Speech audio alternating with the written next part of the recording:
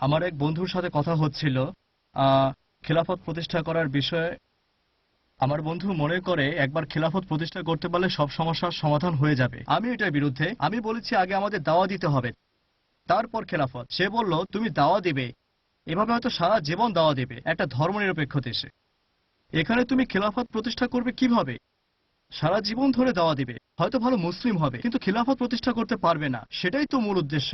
এখন আমি তাকে কিভাবে বোঝাবো? ভাই প্রশ্ন করলেন যে আপনার বন্ধু মনে করেন খিলাফত প্রতিষ্ঠা করতে পারলেই সব সমস্যার সমাধান হয়ে যাবে। এটাতে আপত্তি জানিয়ে বলেছেন যে আমি তোমার সঙ্গে একমত নই। প্রথমে আপনার দাওয়া দিতে হবে। বন্ধু বলেছেন দাওয়ারও তো প্রয়োজন নেই। আপনার দুজনে ঠিক, দুজনেই ভুল। আপনার প্রশ্নটার ব্যাপারে যদি বলতে হয় খিলাফত প্রতিষ্ঠা হলে এই সমস্যার সমাধান হয়ে যাবে, আমি একমত 100%। কথাটা ঠিক। আপনি বললেন আগে দাওয়া দিতে হবে, এই কথাও ঠিক। আপনার বলা উচিত ছিল তোমার কথা মানছি যে খিলাফত প্রতিষ্ঠা করতে হবে, তবে আগে দাওয়া দিতে হবে, তারপর খিলাফত প্রতিষ্ঠিত হবে। আপনি বলছেন কথাটা ভুল, এটাই ভুল। বলা উচিত ছিল তোমার কথা মানছি, কিন্তু খিলাফত প্রতিষ্ঠা করব কিভাবে যদি দাওয়া না দিই। কিন্তু বলেছেন তোমার কথা মানছি না, যে একবার যদি আমরা খিলাফত প্রতিষ্ঠা করতে পারি তাহলে সমস্যা থাকবে না। আপনার যুক্তিটা ভুল। তবে আপনার দ্বিতীয় কথাটা ঠিক, যে খিলাফতের জন্য আগে দাওয়া দিতে হবে। আপনার বন্ধু বলেছে দাওয়া দেওয়ার প্রয়োজন নেই, এটাও ভুল। দুজনে অর্ধেক ভুল অর্ধেক ঠিক। বিভিন্ন স্তর আছে। ধরেন বানাচ্ছেন একটা বিল্ডিং, প্রথমে আপনি দেবেন ফাউন্ডেশন। নিশ্চয়ই এভাবে বলবেন না যে আমি 10 তলা বিল্ডিং বানাবো, প্রথমে 5 থেকে 10 তলা বানাবেন কি বাতাসে?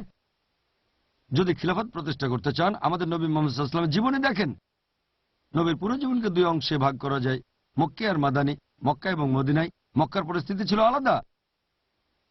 তাদের উপর অনেক অত্যাচার হয়েছে। অনেক সাহাবী তখন প্রতিশোধ নিতে চাইলে নবী বলেছেন তোমাদের জন্য জিহাদ হচ্ছে সবর। সে সময় মুসলিমদের উপর বহু অত্যাচার হয়েছে, অনেক মুসলিম মারাও গেছেন। প্রতিশোধ নিতে চাইলে নবী বললেন না, সবর, এটাই জিহাদ। সবর মানে ধৈর্য ধরা। তারপর যখন সময় আসলো, যখন তিনি মদিনায়, তখনই সময় হলো, নবী অনুমতি দিলেন যে আত্মরক্ষার জন্য তোমরা লড়াই করতে পারো। তাহলে সবকিছুরই একটা কৌশল আছে। আপনি হাওয়ায় প্রাসাদ বানাতে পারবেন না। আমাদের নবীর জীবন কাহিনী দেখেন, পবিত্র কোরআন পড়েন, তাহলে বুঝতে পারবেন কিভাবে করতে হবে। আমি আপনার সঙ্গে একমত, দাওয়া দেওয়া গুরুত্বপূর্ণ। নবীও করেছেন। প্রথমে তিনি ছিলেন একা, একজন। তারপর যোগ দিল 5 জন। তারপর আরো আস্তে আস্তে বেড়েছে, 100, 1000, 10,000 বেড়েছে। একদিনে হয়ে যায়নি। বলতে পারেন না যে একাই খিলাফত প্রতিষ্ঠা করবেন। কিভাবে করবেন? নবী আল্লাহর সাহায্য পেয়েছেন, তাই করতে পেরেছেন। তিনি ছিলেন নবী, আমি আপনি নবী নই। তারপর আমরা চেষ্টা করতে পারি। আল্লাহর ইচ্ছাতে সব হবে। আমাদের নবীর জীবনে দেখেন, দাওয়া দেওয়া আবশ্যিক, তাহলে একটা ভিত্তি করা যাবে। তবে দাওয়া দেওয়ার আগে নিজেকে উন্নত করেন, মানে ব্যক্তিগত পর্যায়ে। প্রথমে নিজে ভালো হবেন। খিলাফত প্রতিষ্ঠা করতে চাই, কিন্তু আমি নিজে ইসলাম থেকে দূরে, তাহলে কিভাবে হবে? প্রথমে ব্যক্তিগত লেভেলে, তারপর পরিবার, এরপর সমাজ, এভাবে ছড়িয়ে পড়বে।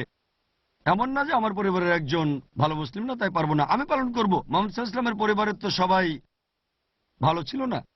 ওনার চাচা ইসলাম গ্রহণ করেননি, নবী কন্টিনিউ করেছেন। তবে এটা আসতে হবে ভেতর থেকে, তারপর সেটা ছড়াবে। লেভেলটা উপরে উঠতে থাকলে সেই পর্যায়ে পৌঁছাবেন। লক্ষ্য হলো সেটাই।